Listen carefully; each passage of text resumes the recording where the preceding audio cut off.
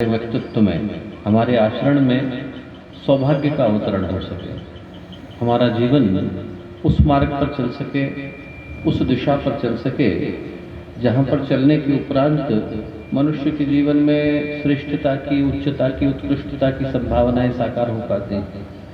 उस सौभाग्य के स्मरण कराने का ये मंत्र है, जो सौभाग्य मनुष्य को अनेकों जन्मों के पुण्य के फलित होने पर ही मिल पाता है।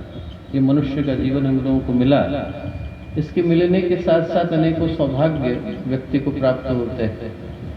उसमें से कुछ सौभाग्य तो ऐसे हैं जो लौकिक दृष्टि से मूल्य के महत्व के होते हैं, सांसारिक दृष्टि से, भौतिक दृष्टि से उनका अपना एक मूल्य है, उनका अपना एक महत्व है। व्यक्ति को यदि समाज में प्रतिष्ठा मिलती है, पद है, पैसा है, वो जीवन में यदि कहीं उन्नति, प्रगति, सफलता को प्राप्त करता है तो उसका मूल्य व्यक्तिगत दृष्टि से व्यक्ति के लिए होता है। और वो जितने भी सौभाग्य हैं, चाहे वो व्यक्तिगत हों, पारिवारिक हों, राष्ट्रीय हों, सामाजिक हों, उन सारे सौभाग्यों की अपनी एक उम्र है, उनकी अपनी एक समय सीमा है, उनकी अपनी एक कालावधि है। व्यक्ति को नोबेल प्राइज भी मिल जाए तो अगले वर्ष किसी और को मिलते ही वो नोबेल प्राइज पुराना हो जाता है, उसका मूल्य कुछ नहीं रह जाता। आपको यदि दुनिया की सबसे बड़ी उपलब्धि भी मिल जाए, विश्व रिकॉर्ड भी यदि व्यक्ति ध्वस्त कर दे, तो अगले वर्ष किसी और के तोड़ते ही वो विश्व रिकॉर्ड भी किसी मूल्य का नहीं रह जाता। ये वो सौभाग्य है जिनकी शुरुआत का क्षण भी नियत है और उनके अंत होने का समय भी नियत है। यदि मिलते हैं व्यक्ति को तो मिलते ही इस आशय के साथ है कि इनका बिछुड़ना सुनिश्चित है। व्यक्ति को मिला और मिलने के साथ साथ ये भी तय हो जाता है कि एक न एक दिन वो संपदा, वो संपत्ति, वो प्रतिष्ठा, वो पद, वो आयु व्यक्ति के हाथ से जाने हैं। पर एक सौभाग्य ऐसा है जो व्यक्ति को जन्म जन्मांतर के पुण्य, तप और प्रकाश के फलित होने पर ही मिल पाता है। और वो सौभाग्य पूज्य गुरुदेव और वंदनीय माता जी जैसी सत्ता के साथ जुड़ने पर व्यक्ति को मिलता है। हम महसूस नहीं कर सकते, पर न जाने कौन से जन्म का, न जाने कितने जन्मों का, न जाने जीवन का वो कौन सा क्षण रहा होगा जहाँ पर हमारा ऐसा कोई पुण्य रहा होगा जो उदय हुआ, फलित हुआ, प्रकाशित हुआ। और उसके फलित और प्रकाशित होने के कारण ही जीवन में सौभाग्य की वो घड़ी आ पाई जिसने हमें पूज्य गुरुदेव से, वंदनीय माता जी से जुड़ पाने का अधिकारी बनाया। हम लोग यहाँ पर बैठे हैं, मिथिलांचल की धरती है, यहीं पर कभी पूज्य गुरुदेव के वो शिष्य भी रहा करते थे जो गुरुदेव के साथ 60 के दशकों में चला करते थे। आदरणीय रमेश चंद्र शुक्ला मामा जी, अभी पिछले वर्ष ही उन्होंने शरीर को त्यागा, मस्तिष्क यहाँ से ज़्यादा दूर भी नहीं। उनकी जब गुरुदेव से मुलाकात हुई तो जो मिलने की घटना थी वो बड़ी अद्भुत थी, बहुत ही ज़्यादा सौभाग्य से भरी हुई थी। उनके अपने गुरु हुआ करते थे, नाम था नागर बाबा। और नागर बाबा सन 1940 के दशक में, 50 के दशक में भारत के प्रतिष्ठित संतों में से एक थे। करपात्री जी महाराज के साथ उन्होंने काम किया, हरि बाबा के साथ काम किया, गोकुलानंद महाराज जी के साथ काम किया, और उन्होंने अपने शरीर को त्यागा। शरीर को त्यागने के 3 महीने के बाद वो रमेश चंद्र शुक्ला मामा जी को सपने में आए और सपने में आकर के उनसे बोले कि बेटा मेरी मुक्ति नहीं हो पा रही, और संतों की मुक्ति का अधिकार सिर्फ अवतारी सत्ताओं को होता है। बोले मेरी मुक्ति तभी हो पाएगी जब पूज्य गुरुदेव पंडित श्री राम शर्मा आचार्य जी मेरी मुक्ति के लिए प्रार्थना करेंगे। और बोले उसके लिए उनका उस स्थान पर आना जरूरी है जिस स्थान पर मैंने शरीर को त्यागा। बोले यदि तुम मेरा एक काम कर सको तो मैं तुम्हारा ऋणी रहूंगा। बोले तुम इस स्थान को इस योग्य बनाओ कि गुरुदेव इस स्थान पर आ सके। बोले जो अवतारी चेतनाएं होती हैं वो हर जगह पर नहीं जाती, उस जगह पर जाती हैं जहाँ पर भूमि के संस्कार इतने प्रबल होते हैं कि वो उनकी उपस्थिति को स्वीकार कर सके। बोले आप यहाँ पर कल की तारीख से अनुष्ठान को प्रारंभ करो और 108 मंत्रों के साथ नित्य प्रति गायत्री के मंत्र के साथ आहुति दो। धीरे धीरे करके भूमि इस योग्य बन पाएगी कि गुरुदेव का आगमन इस स्थान पर हो सके। अगले दिन से उन्हें अनुष्ठान को प्रारंभ कर दिया। 3 वर्ष गुजरे तो 3 वर्ष गुजरने के बाद उनके मन में शंका आई, संदेह आया। उनको लगा कि मैंने सपना ही तो देखा था, सपने पर भरोसा करके मैं अनुष्ठान कर रहा हूँ, क्या पता गुरुदेव को पता ही ना कि उनको इस जगह पर आना है और उनको इस जगह पर आकर के हमारे गुरु के लिए प्रार्थना करनी है। तो उनने गुरुदेव को बड़ी लंबी सी चिट्ठी लिखी। ये सब कुछ नहीं लिखा कि हमारे यहाँ पर आप आइए और हमारे गुरु ने प्राण त्यागे, कुछ नहीं लिखा, सपना देखा था, कुछ नहीं लिखा। ये लिखा कि हमारा क्षेत्र अशिक्षित है, पिछड़ा हुआ है, यहाँ पर लोग गायत्री के विषय में जानते नहीं। आप यहाँ पर आइए और आकर गायत्री के विषय में लोगों को संबोधन दीजिए। आपके संबोधन देने से उनके जीवन में कोई नई चेतना का, नए प्राण का संचार होएगा। आप उनको बताएंगे तो आपसे ज़्यादा बड़ा ज्ञानी कौन है। आप आएंगे तो यहाँ पर लोगों को दिशा दे सकेंगे। उन्होंने 3 पेज का पत्र गुरुदेव के लिए भेजा और गुरुदेव ने 3 लाइन में उत्तर दिया। गुरुदेव ने लिखा, आपका पत्र मिला, समाचार जाने, अभी 3 ही वर्ष हुए हैं, 2 वर्ष अभी बाकी है, प्रतीक्षा कीजिए। और 2 वर्ष हुए तो गुरुदेव आए, मस्ती चक में गए, उस स्थान पर गए जहाँ पर उनके गुरु ने प्राणों को त्यागा था। अंदर जाकर कमरे में चटकनी लगाई, आधे घंटे बाद निकले, बोले मिलने का मन हो तो मिल लो। उनको समझ में नहीं आया किससे मिल लो। अंदर गए तो देखा उनके गुरु साक्षात खड़े और उनके गुरु बोले कि बेटा मेरी तो मुक्ति हो गई और मैं तेरा हमेशा ऋणी रहने वाला हूँ, पर बोले कि एक बात बोलता हूँ उसको हमेशा स्मरण रखना। उन्होंने कहा मैं तो तेरा गुरु था, पर तुझे सदगुरु मिल गए हैं, छोड़ना नहीं। सदगुरु व्यक्ति को मिलते हैं जब जन्म जन्मांतर का पुण्य फलित हो पाता है।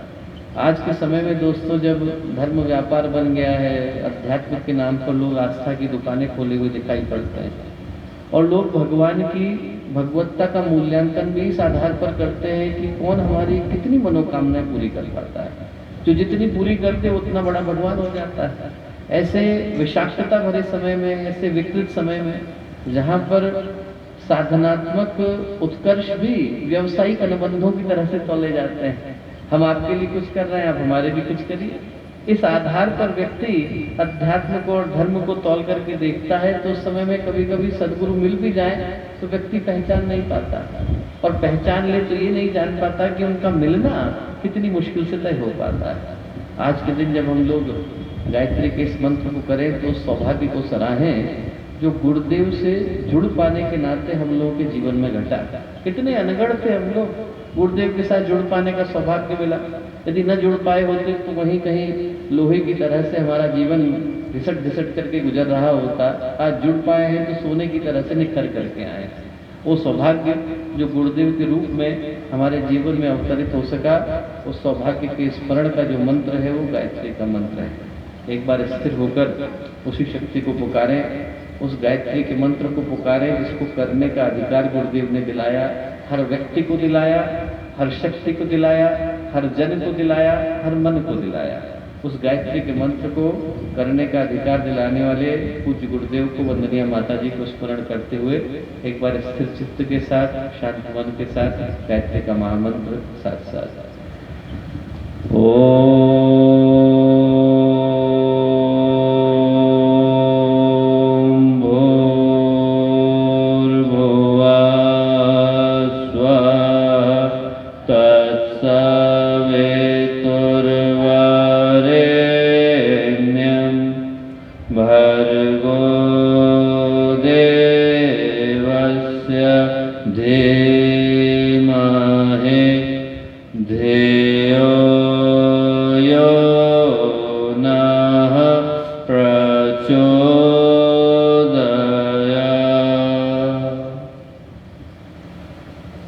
परम पूज्य गुरुदेव परम वंदनीय माता जी के दिव्य संरक्षण में मिथिलांचल की ये पावन भूमि, एक ऐसी भूमि जहाँ हम लोग 108 कुंडीय गायत्री महायज्ञ के इस पावन अवसर पर इस यज्ञशाला की पवित्र भूमि पर उपस्थित हैं।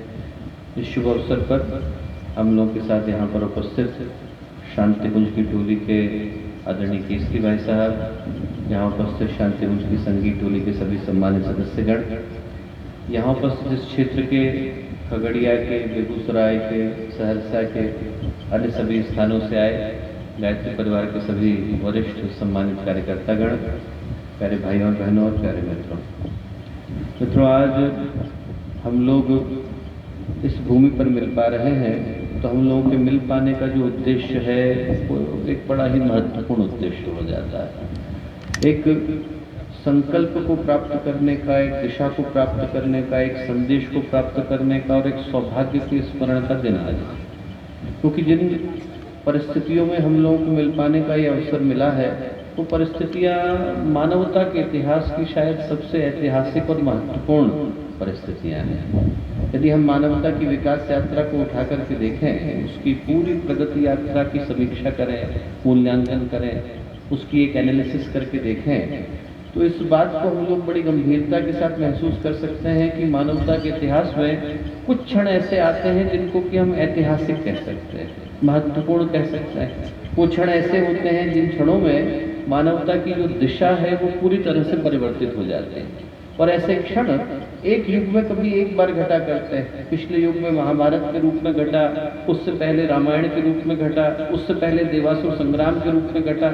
एक युग में एक बार ऐसा क्षण आता है कि जब भगवान को आकर पूरे जमाने की, पूरी मानवता की, पूरी सृष्टि की, पूरी समष्टि की व्यवस्था को पूरी तरह से बदलने की आवश्यकता पड़ती है। और आज की जो परिस्थितियां हैं वो उन्हीं युग परिवर्तन की परिस्थितियों की, युग विभीषिका की परिस्थितियों की, युग चेतना की, युग संधि की परिस्थितियों की व्याख्या करती हुई, परिभाषा को सत्य करती हुई नजर आते हैं। यदि हम लोग ध्यान से देखें तो लगभग वैसी ही परिस्थितियां हैं जैसे कभी महाभारत के समय में रही होंगी। आप दुर्गा सप्तशती में एक राक्षस के विषय में पढ़ते हैं, उसका नाम था धूम्रलोचन। धूम्र का मतलब होता है धुआं, लोचन का मतलब होता है आंखें। वो राक्षस ऐसा राक्षस था कि लोगों की आंखों के ऊपर धुआं छोड़ देता था, और जब धुआं छोड़ता था तो व्यक्ति को ये दिखाई नहीं पड़ता था कि जाना कहाँ है, जीवन की दिशा क्या होनी चाहिए, जीवन का उद्देश्य क्या होना चाहिए। और दिशा से भटका हुआ इंसान, अपने उद्देश्य से बिखरा हुआ इंसान, उद्देश्य से विचलित हुआ इंसान फिर न जाने किस दिशा में क्या करने के लिए चल पड़ता था।